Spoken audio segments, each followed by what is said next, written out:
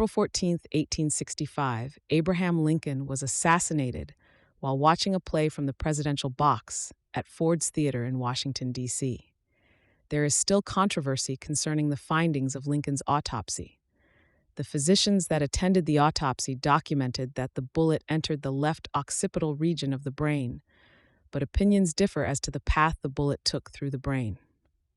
The official autopsy report documented that the bullet traveled through the left brain and did not cross the midline.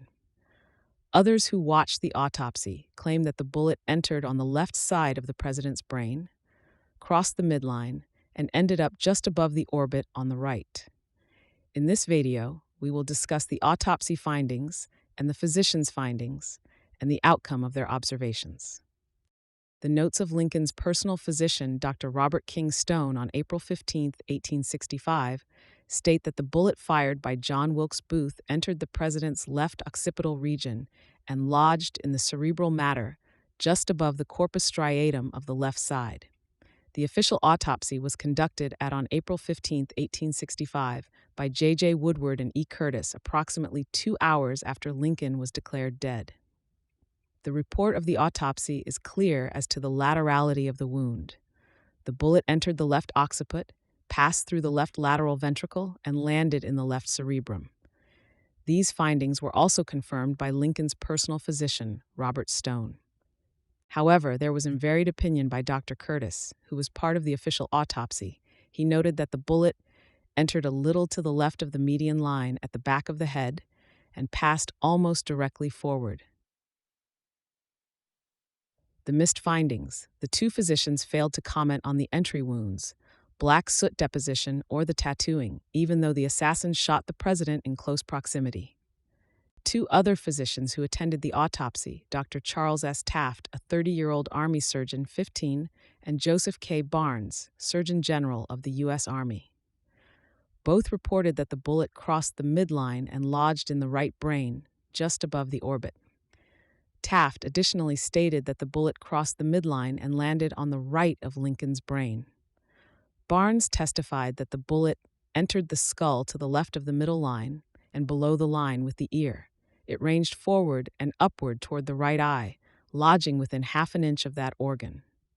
In his testimony, he did not elaborate on the details of the bullet path, but simply stated the course, left to right. This was in contrast to the observations made by doctors who conducted the official autopsy.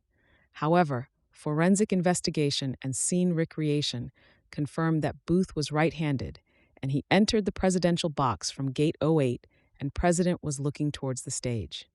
After he shot the president, John Wilkes Booth stabbed Henry Rathbone as the major confronted him in the presidential box port 5.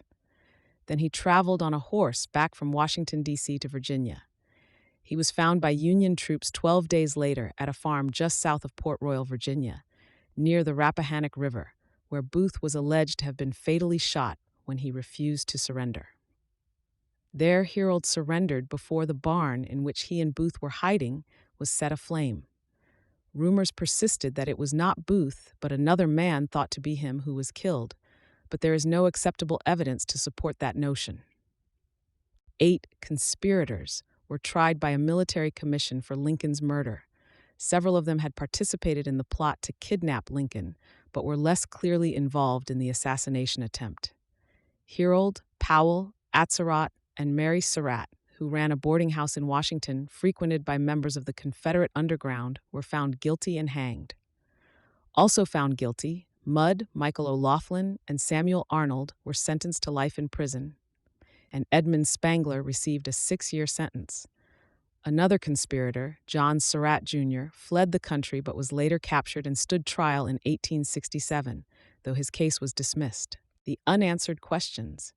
Why there were difference of opinions among the doctors who conducted the postmortem with those observing the postmortem. Why Major Rathbone sustained only minor injuries and was spared by the assassin. What happened to the weapon and the recovered bullet? Why only the assassin was shot dead, and how his accomplice Herold surrendered during the raid. Is it true that rumors of assassin, that Booth was never shot, but another man thought to be him was shot, needs to be examined? Then when was Booth captured? Where was he captured and killed? During Trail 8, conspirators were hanged, 2 for life imprisonment, 1 for 6 years, and another one case was dismissed. All punishments were not directly related to assassination, instead sentenced for attempted kidnapping and conspiracy that was not fully established.